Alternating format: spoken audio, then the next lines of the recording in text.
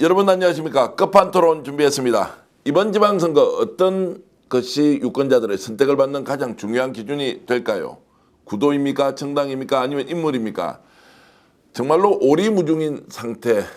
2026년 6월 지방선거를 앞두고 정치평론가 그리고 현직 국회의원 모시고 무엇을 정확하게 보는 것이 좋은 후보를 찾는 것인지, 실제로 선거의 판도는 어떻게 최종적으로 결론이 날 것인지 네 분 모시고 얘기 나눠보겠습니다. 김상욱 국회의원 나오셨습니다. 어서 오십시오. 네, 반갑습니다. 그리고 민주당 선임부 대변인 김민주 부대변인 오셨습니다. 어서 오십시오. 예, 안녕하십니까. 민주당은 김민주입니다. 예, 그리고 우리 이인하 전략교육위원회 부위원장도 오셨습니다. 어서 오십시오. 예, 안녕하십니까. 이인하입니다. 예, 정치평론계로 이제 데뷔하셨는데 이재준 전 고양시장님께서도 오셨습니다. 어서 오십시오. 네, 반갑습니다. 이재준입니다. 제가 이제 질문을 좀 어렵게 할 수도 있는데 굉장히 유쾌하고 발랄하고 그리고 유익하게 시청자 여러분들께 여러분들의 의견을 좀 전해 주시면 좋겠습니다. 자, 이번 지방선거 6월로 나와 있습니다. 네 분께 공통 질문을 간단하게 드리겠습니다.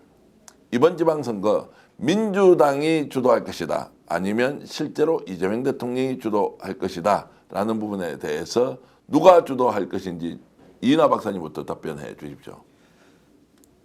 저는 그 질문에 이미 답이 좀 이렇게 있으신 것 같아요. 그 사실은 뭐 민주당과 이재명 대통령은 뭐 같은 한 몸 아닙니까? 한 몸인데 네. 이걸 뭐 누가 더 주도한다 이 말씀 자체보다는 저는 어쨌든 뭐 우리가 정부 여당이란 말을 쓰지 않습니까? 어차피 이재명 대통령의 이런 국정 성과가 이번에 그 지방선거에서 단지 그 평가를 받을 것이고, 또 이 부분에 있어서 또 민주당의 역할은 무엇이냐. 결국 이재명 정부의 성공을 위해 민주당이 이제 입법적이나 이런 제도적으로 뒷받침을 하면서, 그래서 이런 부분들이 이재명과 민주당이 합심해서 같이 가는 선거지 누가 한 명이 주도한다. 요거는 좀 이제 정치인 다 되셨네요. 다 되셨네.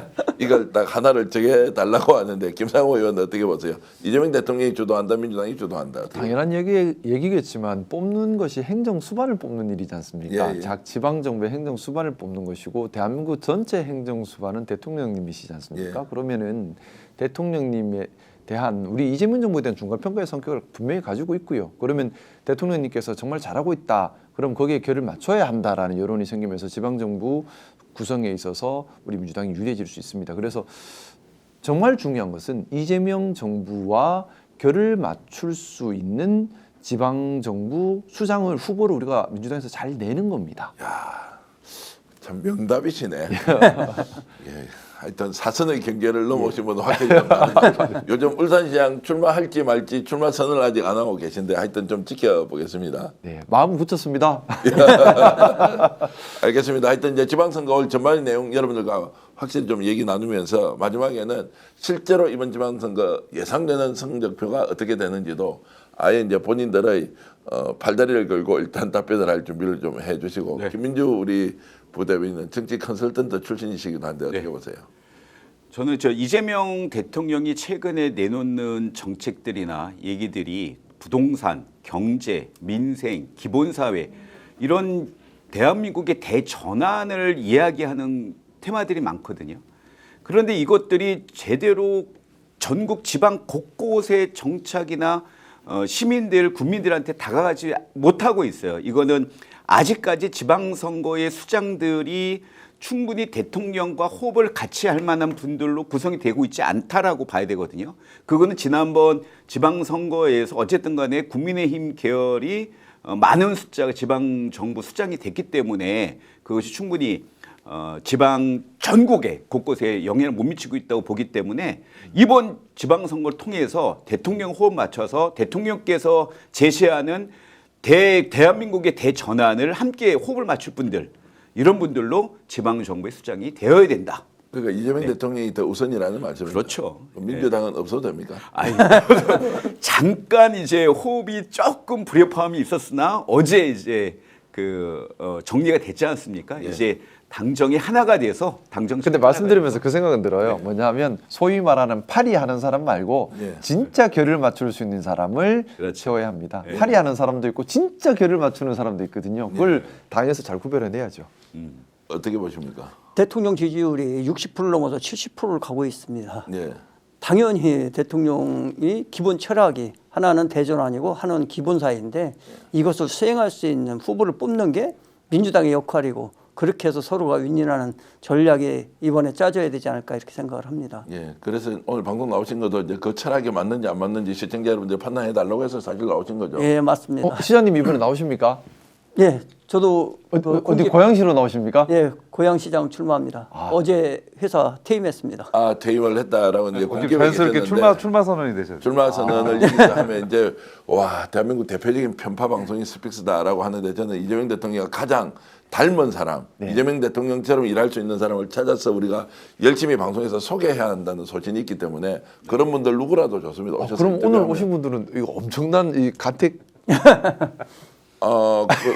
그래서 이제 보니까 이게 광역단체장 출마, 특례시장 출마, 그리고 기초단체장 출마, 기초단체 중에서 구청장 출마까지 준비하신 분들이니까 야, 이 광역의원, 기초의원만 오시면 참고로 카메라가 그만큼 없어가지고 대부분 모시고 이제 방송을 하는데 어찌됐든 이제 지방선거는 이재명 대통령이 주도하는 선거가 될 수밖에 없다. 그러면 이제 이런 질문 좀 드려보겠습니다. 이번 지방선거의 의미가 무엇이 되어야 하느냐? 아직은 의미에 대해서 규정은 하고 있지 않지만 어떤 지방선거가 되어야 한다라고 딱 정의를 내려보자라고 했을 때 좀 화끈하게 압도적 우산 김민주 부대변인 좀 말씀해 주시죠. 그 대통령께서 그 최근에 작년인가 재작년에 그 보궐선거 지원 때문에 호남과 전국을 좀 도신 적이 있어요.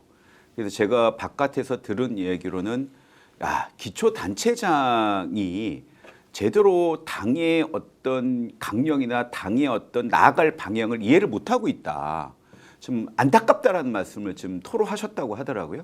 근데 대통령께서 지금 최근에 기본사회 얘기를 하셨고 여러 가지 정책들을 내놨는데 그거에 대한 기본적인 이해나 기본적인 철학을 갖고 있지 못한 사람이 단지 지역에서 오랫동안 활동했다는 이유만으로 당선되기보다는 제대로 대통령의 철학과 당의 나아갈 방향을 이해하시는 분들이 돼야 된다. 이번 선거는 바로 그런 선거가 돼야 된다라고 말씀드리고 싶습니다. 김민주 선생님께 부탁을 좀 드리겠습니다. 이게 지금 내부 모시고 토론해야 되는데 답변 빨리 하고 네, 알겠습니다. 더 많은 유익한 정보가 제공되는데 그래서 제가 드렸던 질문은 이번 지방선거를 스스로 규정한다면 당대표라고 생각하시고 자 이번 지방선거는 무엇이다라고 규정을 좀 해주시라고요. 예, 이재명 대통령과 함께 나라를 행정으로 함께 할 사람을 뽑는 거다.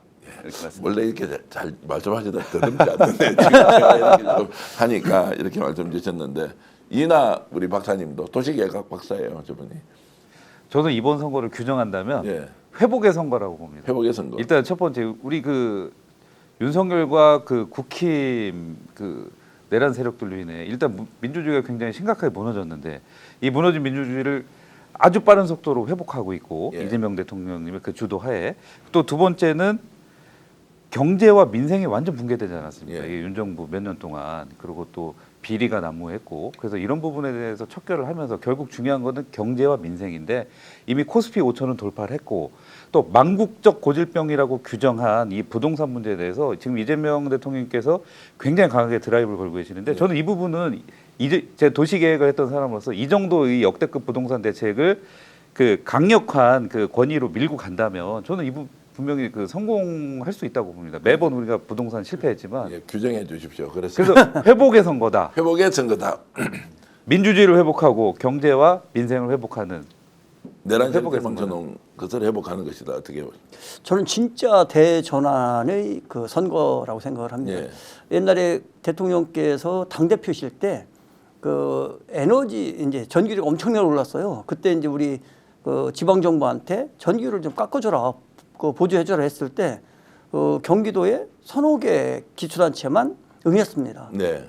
수많은 기초정부, 광역정부와 우리 민주당인데도 불구하고 사실상 지금 기본사회라든지 대전환이라는 의미가 모두 다 잘 살고 모두 다 시민 중심 내지는 그 민생 중심으로 가야 된다는 철학이기 때문에 이거는 대전환의 선거가 되고 그것을 풀뿌리까지 내리는 이러한 그 행정 수장들이 나와야 되는 선거다. 이렇게 대전환의 선거가 될 것이다. 김 의원님. 저는 시대교차라고 생각합니다. 시대교체. 왜냐하면요, 지금 대한민국은 AI 대전환에 맞닥뜨려 있습니다. 또 지정학적 분절화를 겪고 있죠. 그리고 또 국민의힘이 그동안 보수인 척하면서 대한민국을 혼란에 몰아넣었고 이걸 이제 마무리 짓고 새로운 정치 생태계를 만들어야 합니다. 말 그대로 시대 대전환이 일어나야 할 시대 교체 시대입니다. 그래서 이번 지방선거를 통해서 지방 권력에서 시대 교체가 일어나서 우리 이재명 대통령님께서 하려고 하는 AI 대전환 그리고 또 건강한 민주주의를 만들어가는 그런 계기가 되어야 한다고 생각하고요. 특히 영남에서는 특별히 그 의미가 더하다고 생각합니다. 국민의힘이 강력하게 그동안 기득권을 형성해왔던 영남에서 시대 교체를 사명으로 해서 국민의힘이 이제 역사의 뒤안길로 사라지게 만드는 예. 그런 시도가 반드시 성공해야 하는 그런 사명이 있습니다. 시대 교체의 지방선거가 될 것이다. 이제 명절 특집으로 여러분들께 끝판토론 보내드리고 있는데요. 더 이제 제가 재밌는 질문 드리면서 이분들의 아주 촌철살인 답변을 끌어내도록 할 텐데요. 지금은 민주당과 국힘의 지방선거 준비 학점을 좀 매겨보겠는데요. 자, 그러면 국민의힘부터 일단 하겠습니다. 그럼 국민의힘은 여러분들 알아서 시원하게 해주시면 되고 민주당에 이제 점수 주실 때가 좀 곤란할 텐데 김민주 우리 네. 부대변인께서 국힘 지금 현재 지방선거를 객관적인 위치에서 봤을 때 학점 몇 점 줄 수 있습니까? 지금 D죠. D. D면 과락입니까? 아니면 점수는 일단 있는 거네요. 그 곧 F로 이제 망할 직전이라고 봐야 되죠. 자, 오늘 이 시점에는 D 학점인데 자, 시간이 갈수록 D 학점이 F로 갈 가능성이 많죠. F로 갈 가능성이 네. 더 많다라고 보시는 거예요. 최근에 저 50만 이상 되는 단체장을 중앙당에서 직접 공천하겠다고 발표했잖아요. 예. 이 자치분권의 정면으로 위반되고 지금 윤호개인 세력이 잡고 있는 중앙당에서 모든 공천을 하겠다는 건 윤호개인 공천을 하겠다는 말이거든요. 결국은 패망으로 간다고 보고 있습니다. 네. 어떻습니까? 우리 시장님. 저도 마찬가지로 국힘은 D 학점 정도 되는 것 같습니다. 지금 그 조금 큰 도시에는 후보자 구하기가 사실상 어려운 상태고 그것이 또 된다고 그 가능성을 갖고서 출마하는 것이 아니라 어차피 나와야 되는 누군가 나와야 되는 거기 때문에 그냥 형식상 나오는 이런 어떤 그 자신감에서 거의 뭐 나락으로 떨어진 상태 아닐까 이런 생각을 해봅니다. 자, 이인하 박사께서는 이제 국힘과 민주당도 같이 점수를 한번 매겨 주십시오. 국힘은 일단 국민의힘은 F죠. F고. 왜냐하면 학점을 매길 수 없는 상황입니다. 네. 지금 우리가 이 민주당과 우리 대한민국 국민은 내란의 강을 건넜지만 지금 국민의힘은 스스로 내란에 빠져 있지 않습니까? 네. 지금 장동혁 대표와 지금 오세훈, 한동훈 또 이렇게 또 극한의 또 대립을 또 하고 있고 또 지금 또 전환길, 뭐 고성국 막 이런 사람들, 이 윤호개인 세력들이 장동혁 대표하고 또 그러고 있고 저는 이런 면에서는 국민의힘은 자체적으로 또 내란에 빠져서 그 내란의 강에서 허우적대고 있기 때문에 회복이 현재 상태로는 불가능하고 네. 사실상 선거를 치를 수 있는 제일 야당이라고 하기에도 너무 부끄러울 정도로 너무 지금 붕괴됐다 시스템이. 근데 이거는 대한민국 정치 전반을 봤을 때는 굉장히 불행한 거죠. 네. 건전한 보수의 한 축이 건전하게 지금 뒷받침을 하고 있어야 되는데 극우와 보수는 또 다르지 않습니까? 극우 보수화돼 갖고 지금 붕괴된 상태이기 때문에 대한민국 민주주의에도 굉장히 안 좋고 궁극적으로는 우리 국민들이 다 피해를 보는 건데 이런 면에서는 학점을 매길 수가 없는 거죠. F죠. 학점을 매길 수 없다. 이제 민주당은 좀 이따 얘기하기로 하고. 근데 그럼에도 불구하고 그러면 민주당이 앞서가느냐. 일단 점수부터 매겨 주시고. 우선은 저는 뭐 국민의 이게 뭐 되게 슬픈 상황이다. 저는 그렇게 생각하지 않고요. 국민의 힘이 무너지는 거는 좋은 상황이죠. 왜냐하면 국민의힘은 보수당이 아니고 극우당이기 때문에 이제 역사의 뒤안길로 사라져야 되고 보수의 영역은 우리 민주당이 잘 하고 있기 때문에 우리 민주당이 중도 보수당으로서 좀 더 확고한 틀을 잡는 좋은 계기라 생각합니다. 국민의힘이 망가지는 걸 슬퍼할 이유는 없는 것 같아요. 근데 국민의힘이 F다 말씀하셨는데 그거는 서울, 경기, 호남 쪽에서는 F인 거 맞지만 영남은 또 다릅니다. 네. 영남에서는 국민의힘이 준비가 되게 찬찬히 잘 돼 있어요. 탄탄해요. 영남은 쉬운 선거 아닙니다. TK 뚫고 가는 것은 그러면 국민의힘 F면 다 져야 되는데 TK는 지금 국민의힘이 이길 가능성이 압도적으로 높고요. 부울경도 절대 쉬운 상황 아닙니다. 울산과 경남은 최전선 백중세입니다. 그렇기 때문에 왜 그런 힘이 어디서 나오는가? 여기는 사실은 국민의힘이 40년 넘어 유지한 단단한 기득권에 기반한 탄탄한 조직력 그리고 기득권 카르텔에서 나오는 힘이 있거든요. 또 문화적으로도 많이 종속화시켜 놓은 것이 있습니다. 그래서 절대 쉬운 선거가 아니고요. 그러면 우리 민주당이 어떻게 해야 되느냐? 사실 이번 지방선거 저는 개인적인 평가로는 서울, 경기 또 인천, 호남, 충청 다 우리 민주당이 압승할 거라 생각합니다. 중요한 것은요. 대구 경북은 어려울 거예요. 결국에는 부울경에서 압승을 하느냐 마느냐에 따라서 지방선거 전체 승리 여부 평가가 좌우되는 것이고 네. 영남이 적은 지방이 아닙니다. 영남 부울경만 합쳐도 인구가 800만 900만 인구입니다. 그러면 반드시 우리가 수권 정당으로 여당으로 남기 위해서는 영남을 우리 민주당이 단단하게 기반을 다져야 하는 겁니다. 그 기반을 다지는 게 이번 지방선거를 통해서 다져야 되는 겁니다. 예. 되게 중요한 의미가 있어요. 그런 의미에서 본다면 우리 민주당이 부울경이 어느 정도로 지금 선거 준비를 하고 있는가? 그건 이제부터 평가할 대목이죠. 자, 그래서 이제 지금 이번에 당 내용 사태를 거치면서 이 박사님 이제 현장에서 누구보다도 국회 그리고 또 지금 뭐 청와대 또 장관실의 정책 보좌관까지 하셨으니까 집권 여당 민주당이 선거운동 제대로 이제 해야 하는데 냉정하게 좀 평가해 볼 필요 있다. 지금 이 시점에 학점은 뭐 좀 불편하시면 선배들이 먼저 매기라고 해도 되고요. 아니 지금 학점을 좀 먼저 매길 수가 있겠는데 민주당 진짜 지방선거 준비 얼마나 잘하고 있느냐 점수 한번 매겨주십시오. 저는 방금 그 김상우 의원님께서 말씀하신 전이 부분까지 생각 사실 못했었어요. 예. 이 부울경이 이번 그 선거의 결정적 관건이라는 말씀은 저는 예. 또 거기까지는 사실 생각을 안 했었는데 예. 그때 그런 면에서 보면 TK의 초롱성을 이번에 이렇게 이재명 대통령께서 이렇게 성과를 내시는데 또 내란 세력을 또 심판하는 국민적 공감대도 있고 이런 상황에서도 TK를 못 뚫으면 그럼 DK 아니고 PK. 예. TK라고 해서 대구 경북 대구 경북도 뚫어야 한다. 사실 거기 저희는 그게 맞다고 보는데 와. 이번에 이런 기회에도 못 뚫으면 이 구도는 영원히 고착화되겠다. 저는 그래서 일말의 희망 갖고 있지만 말씀하신 대로 굉장히 좀 어려울 것 같긴 하고 그리고 이제 부울경 같은 경우는 지금 뭐 부산시장 같은 경우는 여론조사 보면 그 우리 전재수 전 장관께서 어제 여론조사 보니까 많이 나오셨더라고 잘 나오셨는데 그 나름 열심히 준비하고 있다. 그러면서 저는 굳이 학점을 매기자면 현재는 우리가 지금 당에 약간의 그 좀 불협화음이 약간 있었지만 우리 또 금방 또 회복하고 갈 거기 때문에 그래도 B 플러스 정도는 주고 싶습니다.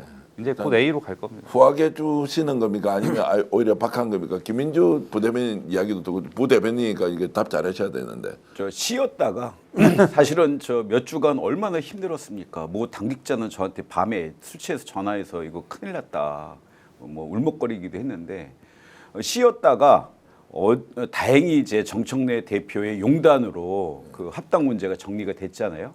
그래서 저는 A 제로로 다시 올라왔다. 이제 우리가 이길 것만 남았다. 왜냐면은 아까 이제 부울경 얘기하셨는데 부산의 전재수, 경남의 김경수, 예? 그다음에 또 울산의 우리 김상우 의원님 예. 막당 트리오예요. 제가 보기에는 부울경 다 이긴다고 보고요. 그러면 이제 서울도 최근에 이제 뭐 박주민, 정원호 이렇게 또 기라성 같은 분들이 있어서 이제 당이 이제 하나가 뭉쳤으니까 이제는 민주당의 압승만 남아 있다. 아까 얘기한 대로 TK만 이기면 된다. 근데 서울은 정원호 구청장, 박주민도 박주민 얘기했습니다. 의원, 아니 전현희 의원도 전현희 있고, 의원. 예, 죄송합니다. 서영교 의원도 서영교 있고, 의원님. 그다음에 박홍건 의원도 박홍건 있고, 의원님. 그다음에 김영배 의원도 있고. 김영배 의원님. 왜 이러세요 부대변인께서 지금 이거 다 이러면 많이 화이팅! 서운해하실 것 같아요. 딱 옆에 앉아 있는 분만 울산으로 또 전화 오겠네 여기저기. 지난번에 방송 잘못하고 나서 전화가 와가지고요. 우당에서는 아예 성명까지 내가지고 공식 사과라고 해서 우리 이 방송에서 이분이 사과까지 해서 조국 대표님께 사과드렸습니다. 아니 우당으로 어쨌든 이제 지금부터 잘 가야 되는 것이고 민주당 준비에 대해서 점수를 오히려 좀 후하게 해주시는 편인데 어떠신가요? 저도 B학점은 드릴 것 같아요. 근데 사실상은 우리가 이럴 때일수록 더 선거 준비를 잘하고 후보자가 어떤 후보자가 돼야 되는지에 대한 이력이나 내지는 그 사람이 갖고 있는 철학들을 당원들이 공유할 수 있어서 좀 더 좋은 선택들이 이루어지면 좋은데 그러한 통로는 거의 없어요. 어차피 정해진 숫자에서 그냥 경선하는 것이 모든 최선은 다 아니다. 근데 경선을 해서 좋은 후보를 가리지만 그것이 과연 좋은 후보를 가리는 데까지 100% 일치할까라는 의문들이 있습니다. 모든 것은 이제 내 뜻대로 완벽하게 후보를 만들 수는 없지만 어쨌든 절차의 이제 중요성도 있고 또 기본 방향에 대한 제시도 있고 지금 민주당에서 지방선거 준비하시는 거는 괜찮습니까? 어떻습니까 지금? 뭐 이제 시작하는 시점인 것 같습니다. 그래서 저는 좀 부탁드리고 싶은 것이 이제 아까 학점 얘기하셨는데요. 중요한 거는 지금 이제 시험 치고 있는 중인 것 같습니다. 예. 지금 시험 치고 있는 건데 우리 시험을 공정하게 잘 쳐야죠. 왜냐하면 컨닝 이런 거 하면 안 되는 거예요. 왜냐하면은 뭐 아무리 자리 욕심 나도 옆 사람 우리 동지를 비하하거나 존중하지 않거나 헛소문을 퍼뜨리거나 또 갈등을 만들거나 이거는 해당 행위예요. 그런 짓을 하면 안 되고요. 서로 간에 존중하면서 서로 간에 정책을 가지고 건강한 경쟁을 해서 민주당이 야, 시민들 볼 때 참 잘한다 말 듣게 하는 것. 그래서 우리는 지금 그 시험을 치는 과정이다. 진짜 시험은 지금부터다. 그 생각합니다. 근데 이제 검증이라는 것을 핑계로 이게 마타도 수준이 너무 심해가지고 지금 제가 스트레스를 엄청 받고 있는 게 있어요. 지역별로 이재명 정부가 이렇게 국정 운영을 이렇게 잘하는데 지역별로 막 계속 이렇게 문자질하는 거 있잖아요. 그 김민주 못생겼다. 원래 민주당 완전한 아니었다. 허위지네요. 완전 의지. 저 사람 뭐 원래 우리 편 아니었는데 살아왔던 과거 이력도 다 속였다. 뭐 이런 식으로 막 공격을 하면서 제3자가 막 보내도록 하는 거 있잖아요. 그 부대변인께서 당 대표한테 얘기해서 그런 사람은 아예 그렇게 맞다또 하는 사람은 아예 그냥 공천에서 배제시켜 버려야 한다. 이게 뭐냐 이런 생각이 들어서 지금 최근에 당에서 굉장히 엄격하게 관리하고 있는 것 같아요. 예를 들어서 예전 같으면은 그냥 경고 정도였는데 당원 명부가 유출된 사건에 대해서 굉장히 강력하게 조치를 한다거나 또 말을 실수했던 모 그 단체장에 대해서 즉각적인 그 제명 조치를 한다거나 그래서 아마 그 암행어사 제도라고 해서 이상식 의원이 아마 단장인데 그걸 중심으로 굉장히 엄격하게 그 관리하고 있는 건 맞는 것 같습니다. 암행어사 잘 아십니까? 저한테 한번 오시면 제가 몇 사람 이야기할 게 있는데 이거 진짜 수준 이하로 정말로 진짜 맞다도질 좀 하지 마라. 왜 민주당 내에서 경쟁을 해서 이기면 되지 왜 남을 허위 비방 조작 날조 이런 거 막 이재명 대통령이 저렇게 피해를 많이 봤는데 왜 저렇게 하는지 모르겠다는 생각이. 그러니까 마타도가 이제 저도 이제 선거를 이제 벌써 2번 치러봤고 예. 지금도 이제 준비 중이긴 한데 마타도가 왜 위험하냐면 이게 수도권 같은 경우는 늘 박빙인데 당내 경쟁자들끼리 마타도를 심하게 하면 그게 어느 순간 지역사회에 퍼지거든요. 네. 근데 그 중에 누군가 하나는 경선이든 뭐 단수 공천이든 한 명이 후보가 될 텐데 당 후보가 이미 기스가 너무 많이 나 있어요. 그럼 본선에서 상대당 후보가 민주당 내부에서 경선 과정에서 그 마타도를 들고 나오더라고요. 네.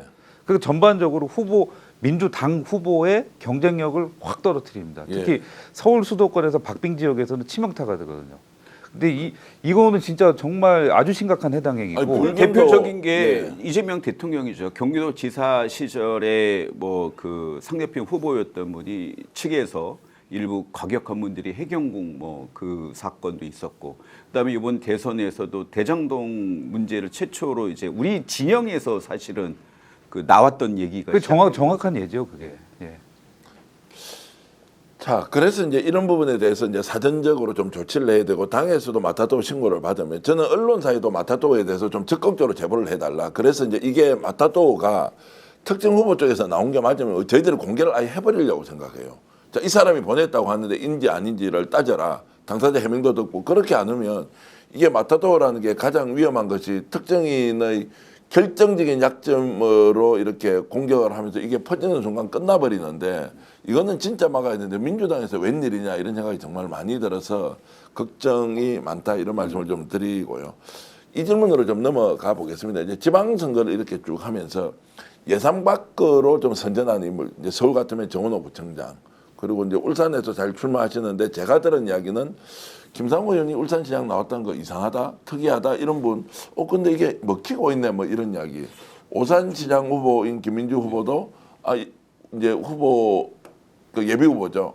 이렇게 해서 열심히 뛰고 있는데 완전히 거기에서 원톱이가 아닌데 어떻게 저렇게 사람들이 반응이 좋지? 그러고 막 이렇게 연대도 하고 이렇게 이제 하고 있습니다. 뭐 두 분은 이야기하려니까 이게 방송이 쪽으로 예. 편파 방송이 되는 것 같아서 이렇게 과거에 우리가 보지 못했던 인물의 유형들이 이렇게 이제 부상하고 있는 것은 어떤 의미로 좀 봐야 되는지 이나 박사가 좀 분석해 주시죠. 이게 딱 그 이재명 대통령님의 그 뭐랄까 좀 괴를 같이 한다고 보는데 그분이 걸어온 길, 예. 이분이 사실 그 내가 정치를 왜 했냐에 대한 질문에 그 답을 예전에 뭐라고 그러셨냐면 옛날 그 성남 시립의료원 그 부결되지 않습니까? 성남시 의회에서 그렇게 그 저소득층이나 그 사회 이제 공공의료가 반드시 필요했는데 시의회에서 부결시키면서 그때 이제 내가 이래서 정치를 해야 되겠다 이렇게 마음을 먹으셨다고 했는데 그 뒤에 이제 성남시장 하시면서 또 도지사 하시면서 예를 들면 그 우리가 그 뭐 계곡 정비나 또 성남시 공공의료 뭐 설립이나 해도 민감하고 어려웠던 부분들을 다 관철을 해내셨단 말이에요.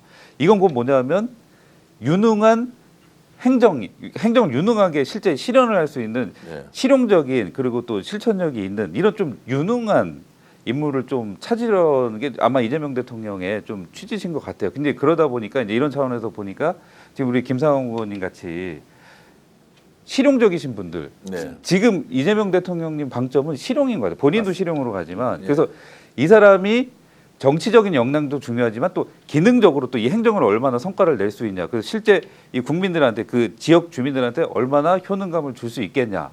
저는 이 부분에 방점이 있는 게 아니냐 이렇게 생각합니다. 굉장히 이제 중요한 분석이고 정확한 진단이라고 보는데 김상호 의원께도 솔직하게 좀 한번 여쭤볼게요. 네.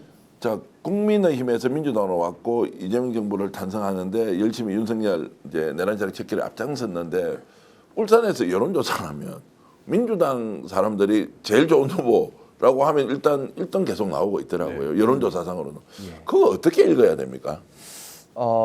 울산 변화에 대한 간절한 기대라고 생각합니다. 네. 왜냐하면 울산이 그동안 장기간 고립 도시가 되었고 또 권력이 시민 사회를 종속화시키는 시도가 계속해서 있으면서 좀 반민주적인 그런 경향성을 많이 좀 띄워왔었습니다. 이걸 시민들께서 더 이상 이래서는 안 된다라는 위기감을 가지고 계시고 또 하나는 지금 AI 대전환이고 기존 산업 체계로는 더 이상 갈 수 없는 기존 제조업의 위기를 온몸으로 체감을 하고 있어요. 특히 또 청년들이 많이 유출되고 있습니다. 또 울산의 인구는 줄어들어가서 자칫하면 광역시가 깨지기 직전까지 와 있습니다. 자 그러다 보니 위기의식을 가지죠. 이 위기를 돌파할 수 있는 능력이 있는 그런 일꾼이 필요하다. 그리고 정말 민주도시 울산을 만들어야 한다라는 시민들의 바람이 녹아 있는 것이 아닌가 그렇게 제가 생각합니다. 이제 좀 질문대로 해주면 근데 왜 민주당 후보로 가지 않고 예를 들어서 국힘에서 민주당으로 온 김상욱 의원 쪽으로 지지세가 모이느냐라는 게 이상하다는 거예요. 그러니까 네. 그런 이제 대전환의 시대에 울산이 새로운 리더를 원한다라고 하면 민주당에도 좋은 후보가 많이 있는데 왜 김상욱 후보에 대해서 이렇게 선호도가 높은지에 대해서 솔직하게 어떻게 지금 판단하십니까? 뭐 함께 이제 지금 뭐 있는 우리 민주당의 시장 후보님들 한 분 한 분 다 훌륭한 분이시고요. 제가 많이 모셔야 되는 선배님들이라 생각하고 있습니다. 이제 거기에 대해서는 시민들께서 여러 가지가 있을 텐데 실질적으로 해낼 수 있느냐 그리고 또 이제 곧 부울경 시대가 됩니다. 제가 제 생각에는 아마 울산시장 선거는 이번이 마지막이 될 가능성도 크다고 생각합니다. 네. 다음 선거는 부울경 통합시장 선거가 될 가능성이 메가시티로 큰데 이제 바뀌는 그렇죠. 거죠. 거기까지 생각하고 계신 게 아닌가라는 생각도 하고 있습니다. 그러니까 결국 이제 실력과 실용성에 대한 부분이고 아니 김민주 후보도 예비 후보도 이제 본인이 실제로 왜 그러면 오산이 거기 태어난 데는 아니잖아요. 네, 그렇습니다. 근데 지금 오산에서 정치를 하고 있지 않습니까? 네. 근데 거기는 오산 토박이도 있는데 어떻게 김민주 후보가 여론조사를 하면 좀 앞서는 걸로 나오느냐에 대한 이 현상을 어떻게 분석하시나요? 김상욱 의원님하고 아마 저하고도 비슷하실 것 같은데요. 뭐냐면은 많은 지금 오산의 많은 분들이나 심지어는 공무원분들이 김민주가 시장이 되면 이재명처럼 제대로 화끈하고 앞뒤 안 보고 효능감 있는 정치를 할 것 같다. 그러니까 단호하게 주위에 눈치 보지 않고 할 것 같다라는 이미지를 지금 저한테 느낀다는 거예요. 김상욱 의원님 같은 경우에도 아마 그런 이미지가 많은 당원들이나 울산 시민들의 지지를 받듯이 저 역시도 아마 그런 느낌을 울산 시민들께 받고 있는 것이 아닌가라는 생각을 살짝 해봅니다. 그러니까 이제 확실히 이제 그 새로운 인물에 대한 기대보다는 네. 일을 잘할 수 있는 사람이냐 네. 아니냐. 사실 제가 좀 따져보면 약간 억울한 게 있어요. 저 백기환 선생을 대학 때 지지를 했고요. 권영길 민주노동당 대표를 대선을 위해서 했는데 갑자기 2002년에 노무현 대통령이 나타났어요. 그때부터 이제 노무현 대통령으로 해서 노사모 들어가고 제가 이제 노무현 재단에도 이제 지역 운영위원회 활동도 하고 이렇게 했는데 제가 진짜 정통성이 있거든요. 그런데 오히려 지금 분위기는 민주당의 적통이다 아니다라는 것보다는 새로운 인물인데 그 새로운 인물이 인물로서 새롭다는 게 아니라 진짜로 이재명식으로 실용적 정책을 구현할 수 있는 사람들이 급부상하고 있으니 저는 이번 지방선거를 통해서 우리 같은 사람은 좀 이렇게 이제 뒷방으로 가도 되는 거고요.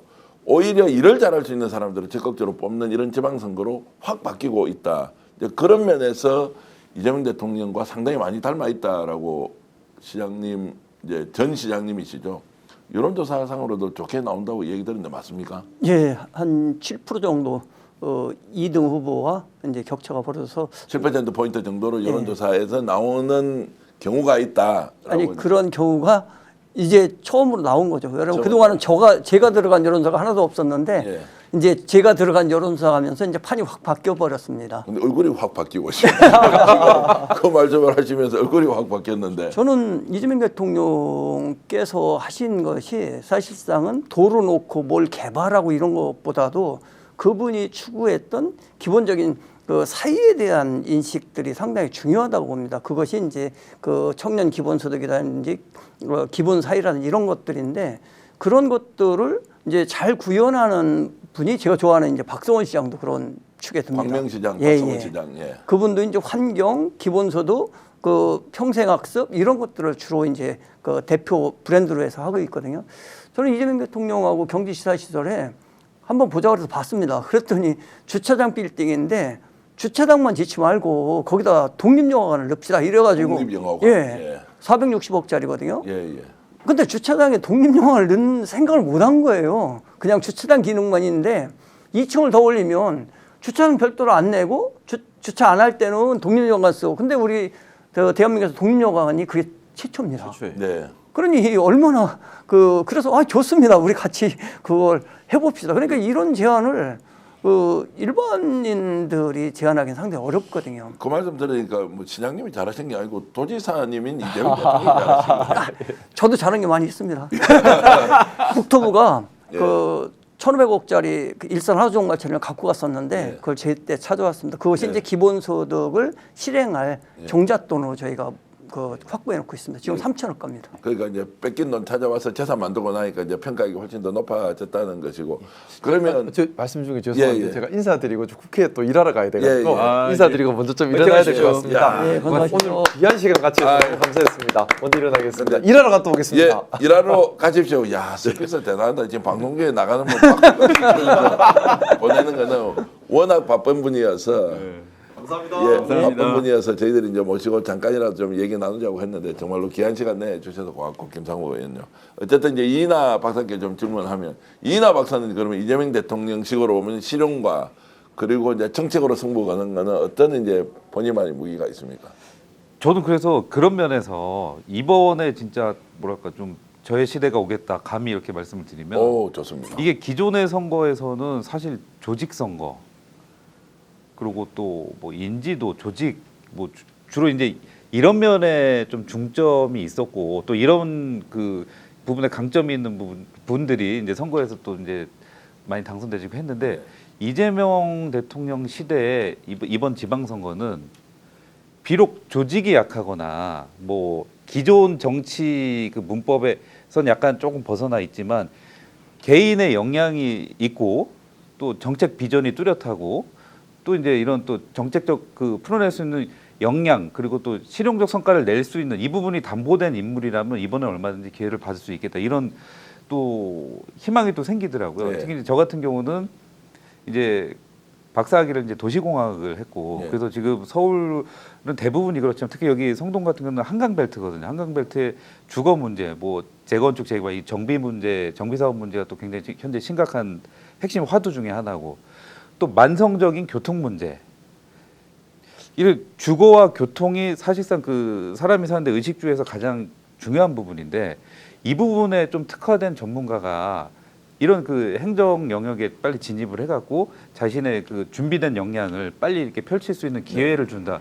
이런 면에서 저는 이번 지방선거는 저처럼 뭔가 이런 분야에 특화되어 있는 그 사람들이 꽤 많이 좀 기회를 받을 수 있는 아주 좋은 또 기회가 되지 기회다. 않을까. 이런 상품 만나기 어렵다. 네, 이런 기회라고 생각을 하는데 이런 상품을 만나기 어려우니까 이제 유권자들이 선택만 하더라도 이제 훨씬 행복해지는 그렇죠. 선택을 이제 그런 바꾸는 서울 거죠. 성동을 만들겠다는 거 아닙니까? 그렇죠. 근데 원래 문과 출신 아니에요? 저는 이제 문과에서 이제 뭐 행정학하고 정치학을 전공을 했지만 예. 이제 박사학위를 도시공학을 했는데 제가 이제 국회에서 보좌관을 할 때 국토교통위원회 소속 의원실에서 계속 일을 했어요. 그래서 그 하면서 이제 교통과 주거, 부동산 문제의 중요성을 일을 하면서 깨달았고 그래서 이제 좀 박사 과정을 진학을 해서 그쪽에 이제 공부를 했고 저는 그 박사 논문도 임대주택 정책에 대해서 논문을 야. 썼거든요. 그리고 또 지금 또 제가 교통방송 라디오에서 교통 관련 그 패널로 또 한 2, 3년째 출연을 하고 있는데 그래서 저는 이 부분에서만큼은 그래도 아직 뭐 비록 젊은 나이지만 그래도 열심히 해왔다. 그래서 좀 더 중요한 거는 지금 제 나이가 사실은 가장 그 날카롭게 다듬어져 왔다. 예, 그래서 예. 청와대에서도 국토교통비서관실에서 이제 국정을 다루는 데서 또 경험을 했고 또 국토교통부 장관을 두 분을 모셨습니다. 정책보좌관으로. 그래서 이 분야에서 좀 독보적인 그 길을 걸어왔기 때문에 이 부분을 꼭 한 번은 그 주민들을 위해서 쓰고 싶습니다. 그래서 좀 써주십시오. 아니 이은하 박사님이 이렇게 적극적으로 자기 홍보하니까 완전 방송 좋아지는데요. 아니, 그 전까지는 겸손하게 이렇게 객관적으로 평가하는 위치에서 오히려 본인이 갖고 있는 장점을 이렇게 말씀 주시니까 훨씬 듣기가 좋다는 거고 꼭 성동구청장 출신이 지금 이제 서울시장 후보로 출사표를 던졌지 않습니까? 정원호 구청장보다 더 잘할 것 같다는 생각이 갑자기 들어서 정원호 구청장하고 나이 차이가 좀 많지 않습니까? 그 정원호 구청장 다음의 성동구청장으로는 오히려 도시계획 박사인 도시행정 박사인 이인하 박사가 훨씬 더 좋겠다 이 생각이 드는데 근데 그분이 동네 처음에- 분위기는 어때요? 뭐 그러니까- 기왕에 좀 예. 이제 다니면 이제 그게 있죠. 이렇게 너 너무 젊은 거 아니냐 이런 말씀 많이 하시는데 지금 그 정원호 청장께서도 딱 처음 이제 초선 시작하실 때가 제 나이 때랑 비슷하거든요. 예, 예. 맞아요. 예, 그래서 근데 뭐 정기는 뭐 좀 80년생 예, 제 이제 81년 빠른 81년생이죠. 그러면은 나이가 몇 살입니까? 한국 나이로 지금 45세. 그래서 그게 왜 나이가 젊으냐고요? 하고도 남을 나이인데. 맞습니다. 근데 이게 이제 그 후보군들이 이제 또 연령대가 다양하다 보니까 예. 상대적으로 제가 이제 그 중에 제일 어리니까 젊어 보인다 이제 이런 말씀 하시는데 저는 지금 나이가 제가 가장 진짜 아까 말씀드린 것도 날카롭게 다듬어 왔다고 생각합니다. 예, 예. 그 이 칼날을 되게 여러 경험을 거치면서 그리고 또 아직 체력과 열정이 극에 달해 있기 때문에 예. 저를 쓰시면 아마 그만큼 효능감이 있지 않을까. 저는 일하고 싶어 되게 미쳐 있는 사람인데 기회가 잘 안 오더라고요. 이제 기회를 이번에 만들어서 하고 시청자 여러분들이 이제 보시면 충분히 판단하실 것이고요. 또 주변에 이제 추천해서 검증 한번 해보자라고 하면 이인하 박사 언제라도 이제 응해줄 것이니까 그런 부분이 국민들에게 정확한 정보로 저희들 통해서 전달되길 바라고요. 조금 이제 불편한 이야기로 좀 넘어가 보겠습니다. 이게 민주당이 이제 지금 이번에 이제 당과 또 지금 청와대의 갈등 이런 것들이 좀 생기면서 야 이거 지방선거 때 제대로 대처하겠느냐 아무래도 이제 당 쪽에 계시니까 좀 네. 여쭤보면 지금 빨리 원팀으로 돌아가서 지방선거에 올인을 해야 되는데 벌써부터 이제 걱정하는 분들도 있습니다. 어떻습니까? 이제 정세현 대표가 잘 극복해서 제대로 쾌속선처럼 달려갈 것 같습니까? 제가 아까 그 용단이란 말까지 써서 말씀드렸는데요. 정말로 정청래 당대표께서 이번에는 정말 용단 내리셔서 한 발 양보해 주신 거 너무 감사드린다는 말씀을 먼저 드리겠습니다. 제가 지난번 여기 방송에서 굉장히 우려가 있었다라고 말씀드렸는데요. 생각보다 되게 심각했습니다. 그 며칠 전에 이제 최고위원회 회의 끝나고 제가 방송했을 때 말씀드렸던 그 문자 사건 이후에 미락 사건 이후에 한 번 또 터졌잖아요. 그 당내 그 특검 임명 관련된 네, 예. 절차성의 문제. 근데 그 문제가 더 컸죠. 사실 미락보다 더 컸고 이걸로 당이 제가 느낀 예전에 이제 분당도 몇 번 경험했는데 그 정도의 분위기까지 이르렀다고 저는 생각을 했어요. 네. 심지어는 당의 국장급 인사가 밤에 전화해서 좀 많이 우려하고 걱정하고 이제는 뭐 정세균, 문희상 이런 원료들이 지금 나서야 될 때다. 그렇지 않고 굉장히 위험한 지경에 이르렀다. 근데 이게 집권 초기에 대통령의 지지율이 60%가 넘는 상황에서 이루어지니 이게 미치는 상황이고 이러다가는 지방선거 폭망하겠다. 국민이 제일 싫어하는 게 뭐예요? 오만함과 그다음 분열 아닙니까? 이 두 가지를 한꺼번에 다 우리 당이 보여줬던 문제였는데 다행히 이 문제가 해결되고 진정된 국면으로 들어가서 너무너무 다행이다. 이런 말씀을 좀 드리고 앞으로는 그래 잘 될 것 같습니까? 어떻습니까? 이게 잘 이제 돼야죠. 잘 돼야 잘 됩니다. 돼야 되는 당이만 남아 있고 예. 확실히 잘 된다는 확신 좀 없어진 거죠, 솔직히. 왜냐하면 지금 당 예. 내부의 여러 가지 예. 상황들이 이제 예. 공천 국면으로 가고 경선 국면으로 갔을 때도 이게 네. 이제 좀 더 민주적이고 이렇게 가야 하는데 그런 건 걱정 안 해도 되겠습니까? 저는 이게 다음에 당권을 넘어서 다음에 대권에 대한 경쟁 문제까지 당내 분란이 이어지고 있다라고 네. 봤는데 다행히 대권에서는 내려갔잖아요. 다음 당권에 대한 문제까지는 있지만 당권에 대해서 자기 후보들이 아니면 지도자 당의 지도자들이 그 의사를 표하는 건 당의 건강함이라고 저는 생각을 해요. 근데 대권 문제까지 가는 건 되게 오버다. 그건 적절치 않다고 했지만 다음 8월 전대에 당권 문제까지는 저는 가도 된다고 생각합니다. 그래서 원활하게 지금 그 다행히 그 최고위원들이 전격적으로 어젯밤에 합의된 내용을 발표했잖아요. 수습 국면이라고 저는 보고 있습니다. 어쨌든 그렇게 기대를 하고 네. 이제 그럼에도 불구하고 이제 당 이름으로 뭐 출마하고 박빙 지역에서는 실제로 당이 내분 상태냐 아니냐 근데 너무나 중요합니다. 합니다. 그런데 이제 대통령이 직접 나서서 입법 호소를 할 정도다라고 하는 부분 이나 박사 대통령이 입법 호소하면 당이 지금 잘못하고 있다는 걸로 저는 읽히는데 이런 부분에서 이제 당에서 뭐 여러 이제 활동들을 해왔던 걸로 보면 어떻습니까? 당이 지금 대통령한테 호흡을 잘 맞춰야 지방선거도 잘 될 텐데 어떤가요? 그러니까 저는 그 대통령 이재명 대통령님의 그 절박한 호소를 저도 이제 보도를 통해 봤는데 그 사실 그 입법의 속도가 나지 않는 부분에서 또 민주당이 뭐 압도적 다수당이기 때문에 그 책임에서 자유로울 수는 없는데 일단 또 파트너인 국민의힘의 발목 잡기도 너무 심했고 또 사사건건 또 상임위 단계에서부터 발목 잡고 해서 좀 어차피 법이 통과되려면 상임위와 법사위와 또 본회의까지 3단계를 거치는데 국면마다 이렇게 국민의힘의 발목 잡기가 좀 심했던 것도 있고 그리고 또 뭔가 좀 더 강하게 조금 집권 여당으로서 드라이브를 조금 더 걸었으면 입법의 속도가 좀 더 나지 않았을까. 이재명 대통령께서 아마 지금 당장 시급한 입법 중에 한 20% 정도밖에 안 됐다 이런 워딩을 하신 걸 제가 보도에서 본 것 같은데 사실은 심각한 거죠. 지금 여러 개혁 성과가 쏟아져 나오고 있는데 근데 입법적 뒷받침만 되면 더 많은 성과가 나와서 국민들한테 더 체감될 수 있는 효과가 큰데 지금 여기서 막혔다는 거. 이 오죽하면 그 입법에 대한 호소를 하셨을까 이런 생각을 하는데 좀 더 당이 이제는 그 여러 리스크 요인들을 어쨌든 어제 봉합을 하고 제거했기 때문에 3월 임시국회, 2월 3월 이 임시국회에서는 지금 빨리 입법 성과 속도를 빨리 내야 되죠. 이제 지금부터는 결단의 영역인 것 같아요. 지금은 이제 여야 협치도 중요하지만 그 발목 잡기에 우리가 계속 끌려다녀서는 안 되겠다. 그냥 강하게 드라이브 걸어야 되겠다. 이재명 대통령 지금 뭐가 가장 답답할 것 같습니까? 저는 대통령께서 말씀하시는 뜻을 국회의원님들이 잘 못 알아듣는 것 같아요. 예. 이건 대매투자법 같은 경우도 해서 지금 법관세가 붙고 있는데 지금 이거를 여태까지 논의도 못하고 이제 뭐 어쨌든 의원을 만들고 이것이 적법한 건가?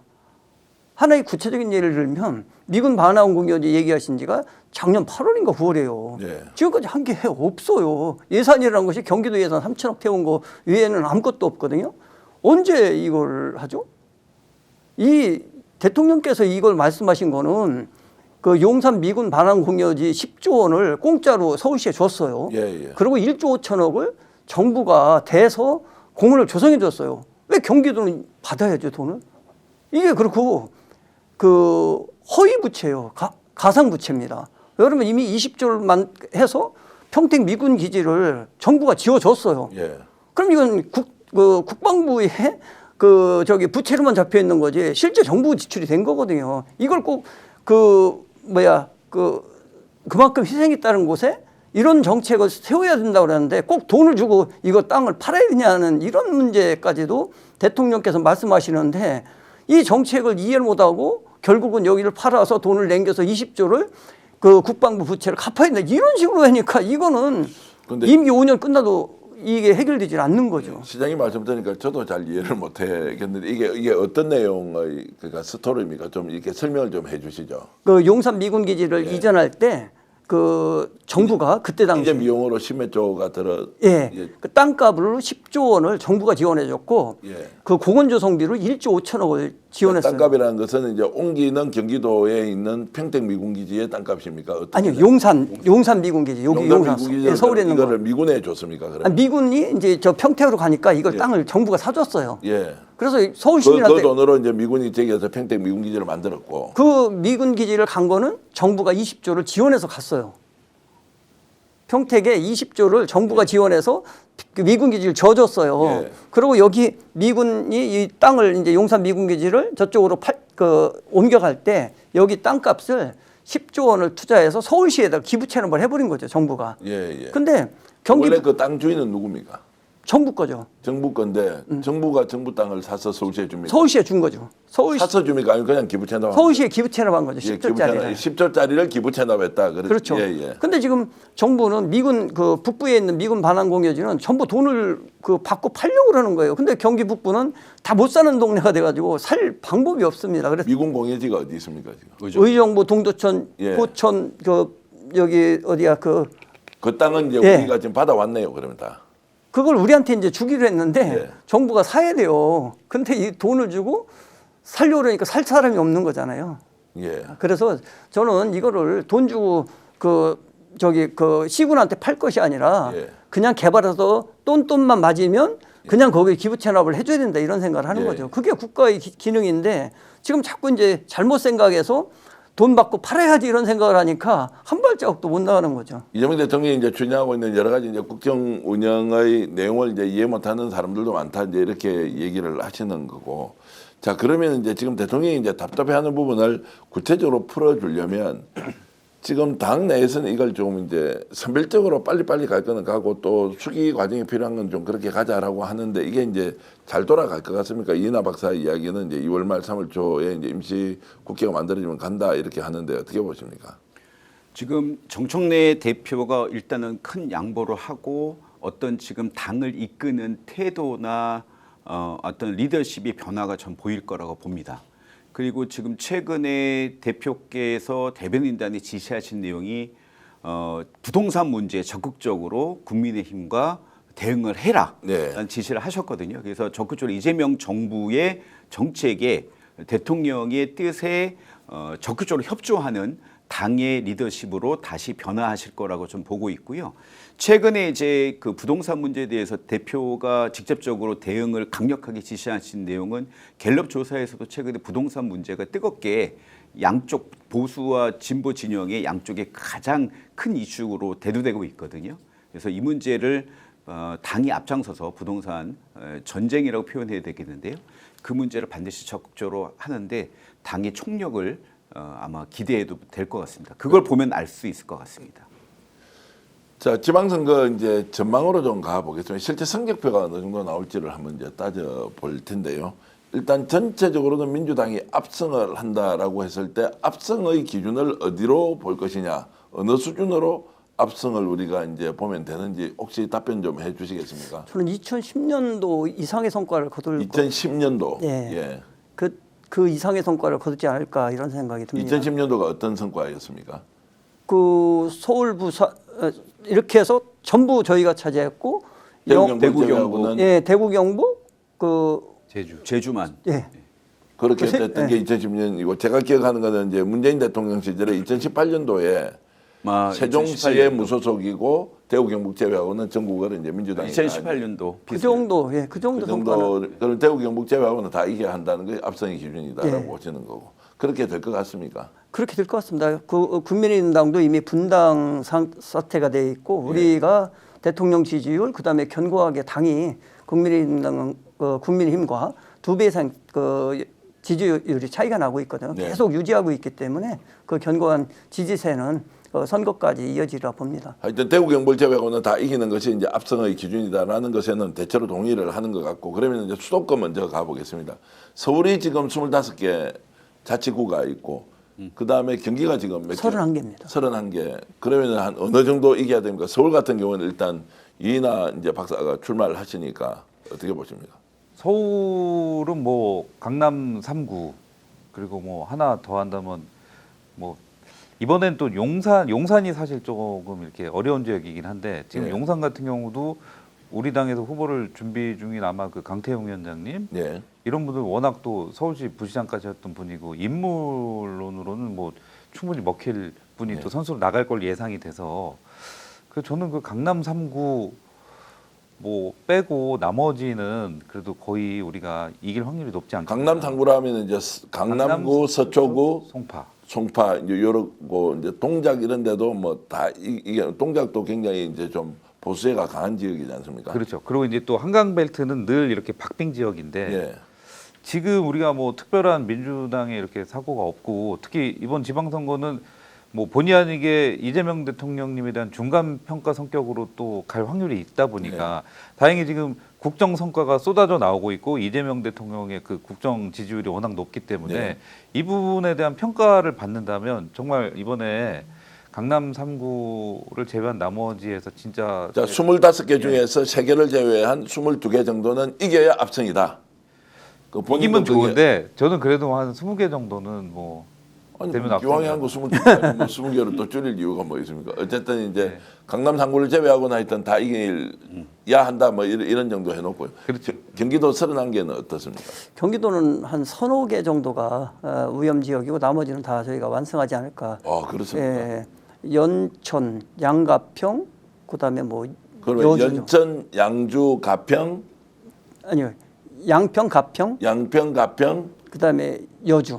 여주. 그 정도가 조금 이제 위험수이고 나머지는 다 석권하지 않을까 이런. 와, 28개를 그러면은 이제 그 특례시를 비롯해서 이제 기초자치단체를 한다. 뭐 당연히 오산시는 무조건 압승입니까? 그 지역 분위기는 어떻습니까? 지금 국힘하고 지금. 그 반드시 그 지금 국민의힘 단체장인데 그 시민이 그 가장동 옹벽으로 인해서 이제 생명을 잃은 사건이 있어서 굉장히 악화되어 있습니다. 네.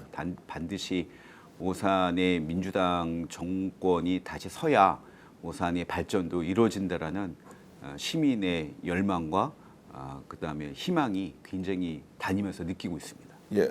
그래서 지금 현재 경합 구도가 어떠냐고 당위 말고 실제로 지금 현재 이제 경쟁 구도는 국힘하고 민주당 제가 보기에는 후보가 한 이렇게 6대 4 정도로 6 정도가 20% 정도 차이 20% 난다고 포인트가 예, 예. 앞선다. 작년 대통령 선거에서도요. 네. 20% 차이로 오산이 이재명 후보에게 압도적인 몰표를 주셨습니다. 그러면 이제 실제로 대통령 선거 시점은 그래도 경합이 네. 좀 더 치열했고 지방선거 때는 그 정도가 좀 더 이렇게 차이가 더 날 것 같습니까? 아니면 좀 좁혀? 그 정도 날 것 같습니다. 그 정도는 20% 차이. 난다는 것이고.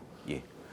서울 같은 경우는 어떻습니까? 차이가 좀 줄어들 것 같아요? 아니면 더 늘어날 것 같습니까? 지난 이제 대선에는 대통령이 약간 서울에서는 좀 인격.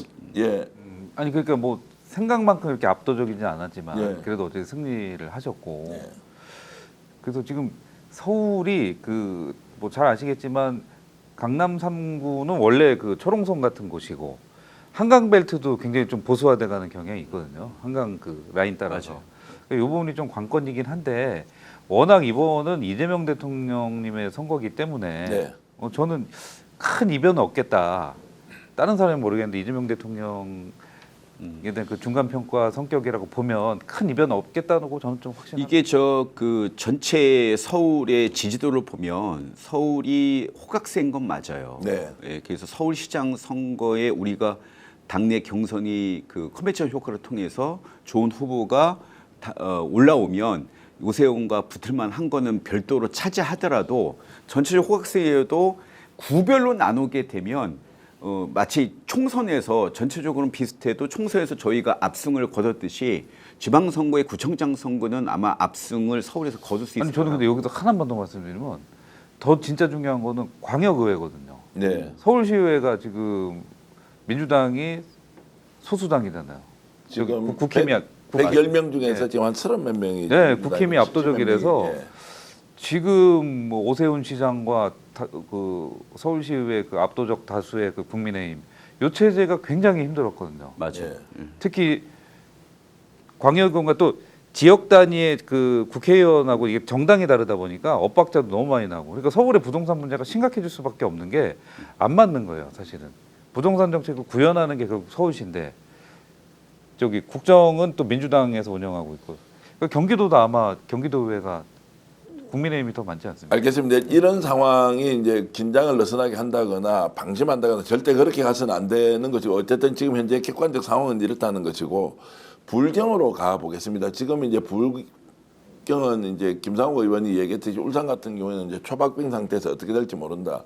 그리고 이제 부산 같은 경우에도 일단 사법 리스크가 존재하고 있는 전재수 전 장관에 대한 이슈도 있고 김경수 지사가 나와서 선진하고 있지만 박한수 경남도지사에 대한 또 지지세도 이게 만만치 않고 오히려 영남 지역 같은 경우에는 보수 대결집이 일어날 가능성이 있다. 왜냐하면 견제 심리가 이제 작동한다 이렇게 되는데 윈지 컨설팅의 부대표까지 이제 하셨으니까 불경은 어떻게 보세요? 불경은 한마디로 그 트리오가 연결되는 즉 정서적으로 좀 묶여 있다라고 봐야 돼요. 네. 그래서 제가 보기에는 부산시장 후보가 굉장히 중요합니다. 이거 경남지사 선거는 김경수 지사가 한번 선거에서 승리한 경험도 있고 김경수 지사의 이미지가 약간 중도층에 굉장히 좋거든요. 그래서 경남지사는 김경수 지사가 만약에 그대로 전 지사께서 나오시게 되면 좀 유리한 점을 차지하는데 지금 전재수 전 장관이 굉장히 잘 나오고는 있지만 여전히 남은 그 사법 리스크 문제가 빨리 정리가 돼야 되지. 만약에 이런 상태로 있다가 사법 리스크 문제가 더 커져서 혹시나 우리가 이 시장 후보를 미스하게 되면 네. 불경 전체 판도가 흔들린다. 울산은 사실은 인구가 좀 줄고 있는 정체된 문제가 있어서 아까 김성욱 의원도 있지만은 좀 새로운 인물, 그다음에 좀 신선한 인물, 좀 일을 잘할 수 있는 좀 추진력 있는 인물에 대한 요구가 좀 상당히 있는 편이고요. 울산은 사실은 좀 진보당 세력도 있고, 그다음에 좀 보수 세력도 있지만 굉장히 진보적인 목소리도 좀 있는 지역이거든요. 그래서 부산시장 후보를 빨리 우리가 잘 만들어서 불경의 어떤 세트로 그다음에 메가시티론까지 나가게 되면 김경수 전 지사께서 메가시티론 주장했던 분도 된치니까 하게 되면은 저는 불경이 시너지 효과를 같이 줄 거라고 보고 있습니다. 자, 지금 이제 강원, 충청 이런 데도 이번에는 충분히 해볼 만하다라는 분위기가 있으니까 간단하게 평을 해 주시죠. 강원도는 일단 이광재 전 지사가 아예 우상호 선배님 제가 이번에 양보하고 오히려 도지사 만들겠습니다 하면서 뭐 분위기 엄청 떴더라고요. 그러니까 그런 그 정치적 결단이 예. 굉장한 시너지가 있죠. 지금 강원도는 예. 일단은 국민의힘이 우세 지역이긴 한데 국민의힘은 약간 그 안에서 이제 그 우물 안에 좀 갇혀져서 정체되는 분위기인데 지금은 강원도에서 민주당 선거 판세는 굉장히 요동치는 거 아닙니까?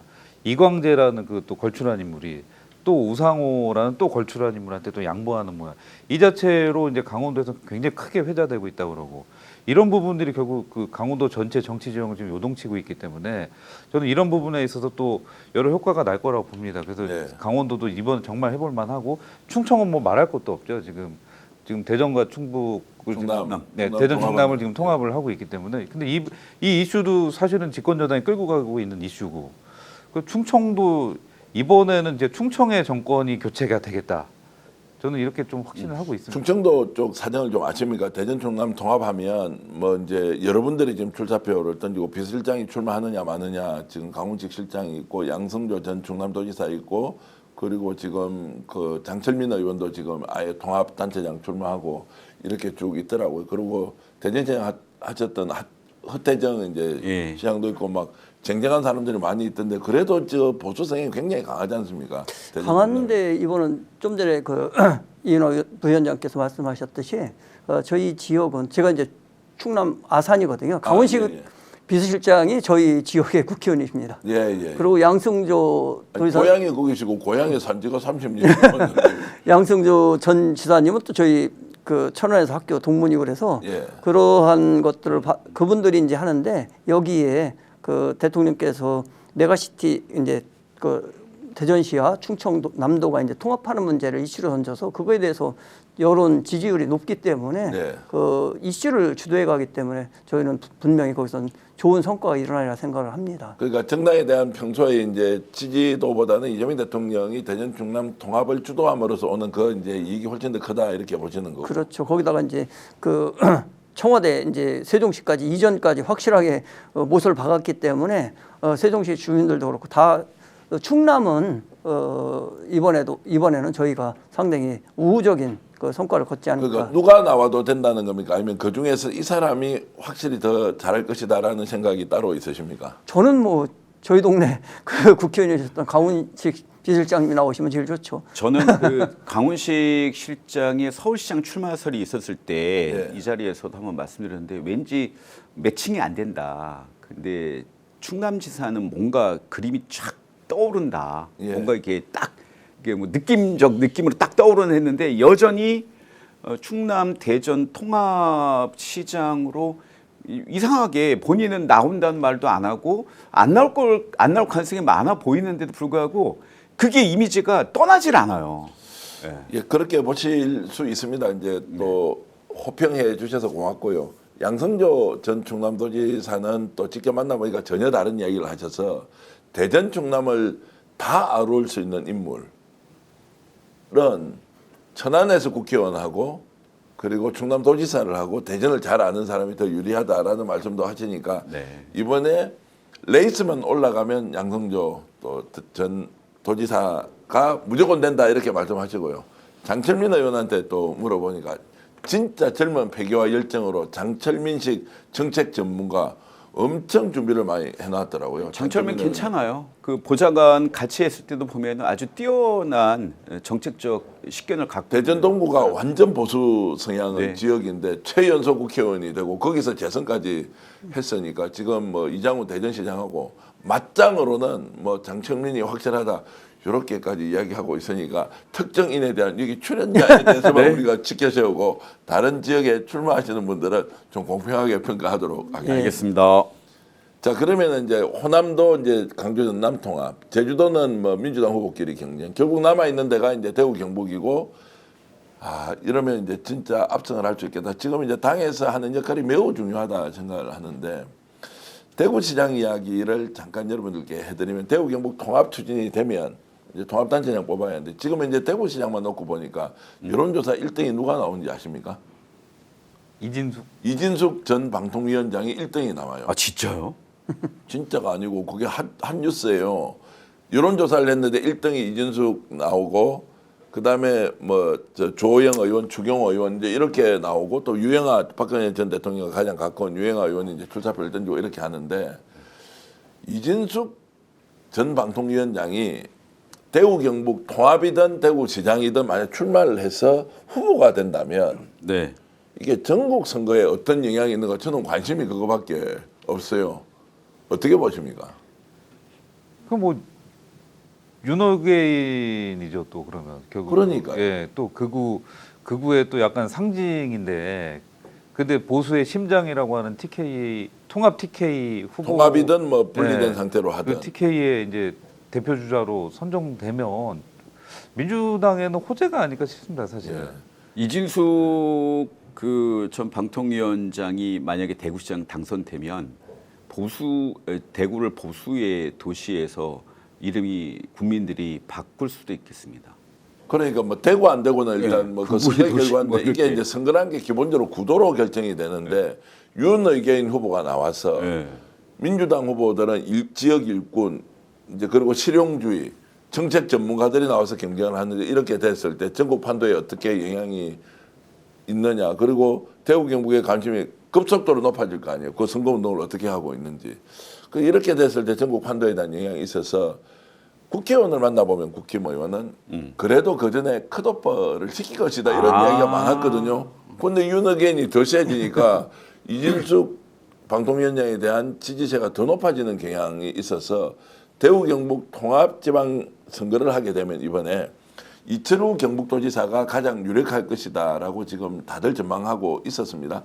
왜냐하면 대구시장은 홍준표 시장이 지금 사퇴하고 네, 없으니까. 예. 그럼 이철우 도지사가 가장 유력한데 대구시장 후보로 1등이 이진숙이 나오니 만약 통합 후보로 이제 서로 경합을 할 경우에 누가 통합 후보가 되느냐라는 것들로 이제 질문이 가버리니까 굉장히 지역에서는 뜨거워지고 있습니다. 근데 시장님은 관심이 별로 없으신 모양이죠. 아니 관심은 별로 없는데 예. 그 이철우 지사는 이진숙 위원장이 이길 것 같아요. 이철우 지사가 이준석 경선을 하더라도 경선하면 이진숙이가 이길 것 같다고. 그렇습니까? 네, 그러면 이철우 지사가 코로나 때 이 좀 버벅된 걸 보면 이 사실상은 주민들이 신선함을 갖고 있지 않을 것 같습니다. 물론 보수라고 하더라도 윤호견이라고 하더라도 이철우 지사보다는 통합 저희가 됐을 때는 이진숙 위원장이 그 득표를 많이 하지 않을까 이런 생각을 해봅니다. 그렇게 이제 전망은 하시지만 실제 이제 통합 여론조사는 한 번도 이루어진 게 없기 때문에 지금 경북에서는 이철우 지사가 가장 압도적으로 많이 나오고요. 여기도 출마할 사람 여러 명 있는데 대구에서는 이진숙 전 방통위원장이 나온다. 그래서 대구 경북이 TK인데 여기에서 이제 누가 후보가 될 것이냐도 있고 또 김부겸 전 총리가 이제 출마 여부도 여전히 지역에서는 굉장히 높은데 그것도 이제 지방선거의 변수가 될 수 있다 이런 식으로 근데 이제 좀 국민의힘이 그 책임당원이라고 그러나요? 그 돈 예. 내고 한 우리 민주당과 네, 권리당원 작년에 70만 대에서 지금 갑자기 100만 돌파했잖아요. 예. 보도 보니까. 근데 그 장동혁 그 대표가 얼마 전에 뭐 재신을 묻겠다. 예. 이 얘기의 그 자신감의 근거가 이 갑자기 늘어난 30만 명의 그 당원들이거든요. 그래도 추정은 약간 그래도 극우에 가까운 그 세력들로 추정은 되는데, 근데 지금 국민의힘 당원 지역이 이렇게 100만을 돌파하면서 좀 더 극우적으로 가까워졌기 때문에 아마 국민의힘도 당내 경선을 하면 이 당원들이 투표할 거 아닙니까? 그럼 네. 이진수 전 위원장이 유리할 수밖에 없는 거죠. 예, 뭐 그런 상황들 아마 이제 필요한 대로 이준석 뭐 전 위원장은 뭐 초대한다고 뭐 오실 분도 아닌데 뭐 그 어쨌든 이제 그런 상황들이 이제 TK 선거를 바라보는데 여러분들에게 이제 기본적인 좀 정보가 됐으면 좋겠고요. 자 이제 이런 말씀 좀 마지막 질문을 드리겠습니다. 왜 출마하려고 하세요? 짧게 좀 대답해 주시면 왜 출마하십니까? 저는 저 이재명 대통령이 추진했던 리틀 이재명의 정치를 오산 시민에게 효능감 있게 하고 싶습니다. 네. 왜 출마하십니까? 제가 먼저 하려고 했는데 사실 리틀 이재명은 지금 이번 지방선거에 임하는 이제 저같이 이렇게 청년 아직까지는 청년이에요. 당원당은 이런 후보한테 리틀 이재명은 진짜 이번 재선거에를 관통하는 하나의 그 워딩이죠. 네. 제 목표도 리틀 이재명. 리텔 이재명으로 한다. 뭐 리텔 이재명 그렇죠. 두 분 나오셨습니다. 네. 예. 저는 정치와 행정이 결국은 주민들이 교통이 불편하면 그거 해결해주고 네. 또 뭐 공공의료가 부족하다. 그럼 공공의료 시설 확충해주고 네. 또 부동산의 문제 그거 해결해주고 단순하거든요. 근데 이 단순한 거를 잘 못해요. 여러 고민들도 많겠지만 이 눈치 보고 저 눈치 보고 정말 주민들이 필요한 걸 못하는 기존의 그 정치와 행정에 대해서 저는 문제의식이 굉장히 컸고 이 부분을 해결해서 지금 이 위치까지 온 게 바로 이재명 대통령 아닙니까? 그래서 네. 저는 그런 정치, 그런 행정을 좀 하고 싶습니다. 리틀 이재명으로 이렇게 그러면 아예 딱 나중에 슬로건을 그렇게 팔려고 생각합니까? 네, 생긴 건 다르지만 그래도 그 성향 저는 리틀 이재명 너무 제가 존경하는 딱 그 걸어온 길이 제가 딱 가고 싶은 길입니다. 생긴 거는 다른데 더 좋습니다. 예. 감사합니다. 왜 지금 출마하시려고 합니까? 다시. 저는 사람이 살아가는 기본 사회를 예. 그 행정에서 진짜 행정에서 실천해 보고 싶습니다. 그러니까 지금까지 관념적으로 했던 것이 아니라 사람이 살아가는 사회 속에서 사람이 어떻게 존중되어야 되는지 이 사회를 행정 시스템에서 구현하는 것, 그것이 어떻게 보면 이재명 대통령이 말씀하시는 기본 사회도 될 수 있고 어떻게 보면 그것이 인간으로 태어나서 정부나 공공으로부터 귀함 대접을 받는 세상이 될 수도 있습니다. 그 세상을 빨리 앞당기고 싶습니다. 그걸 대동체상이라고 불러도 되겠습니다. 맞습니다. 예, 대동령. 이재명 대통령의 대동체상, 이재명 대통령을 닮아서 이재명 대통령의 국정운영 스타일을 지방정부에 그대로 이렇게 딱 심어서 제대로 할 사람들 여러분들 잘 찾아주시기 바랍니다. 오늘 방송에서 이재준 전 고양시장 그리고 김상욱 울산 남구 국회의원 그리고 김민주 민주당 부대변인 이인하 전략교육위원회 부대변인 함께 했는데요. 이 네 분이 반드시 좋다, 훌륭하다라는 것이 아니라 이런 분들을 통해서 여러분들의 판단에 조금이라도 도움이 됐으면 하는 끝판 토론 준비했고요. 명절 보내고 계시는데 더 행복하고 더 의미 있게 보내시고 민주당 내용도 이제 끝이 났으니까 이재명 대통령과 함께 민주당이 원팀으로 지방선거 제대로 준비해서 더 좋은 대한민국을 만드는 민주당이 이기는 것이 중요한 것이 아니라 대한민국 국민이 이겨서 더 좋은 나라를 만드는 지방선거가 되어야 한다는 생각으로 함께 해주시면 고맙겠습니다. 시청자 여러분께 인사드리면서 방송 모두 마치겠습니다. 여러분 안녕히 계십시오. 감사합니다. 감사합니다. 스핍스 구독자 여러분 새해 복 많이 받으세요. 스핍스몰에서 정성이 가득한 선물 세트를 준비했어요. 생선, 목용, 홍삼 등 고급스럽고 합리적인 제품들이 모여 있으니 지금 바로 스픽스몰을 검색해보세요. 애청자 전용 상품을 만들었는데 자동차 보험 또한 보험의 점검이 필요합니다. 꼼꼼하게 보장이 되어 있는지 다 체크해드리고 있습니다. 바로 상담 가능하고 즉시 비교 견적해드리는 1644-1226 자신 있다 비교하라. 저희가 스픽스 애청자 전용 상품으로 만든 만큼 1644-1226을 전화주셔서 꼭 상담 받아보시길 바라겠습니다. 여러분들의 응원, 격려 그리고 혜택 돌려드리겠습니다.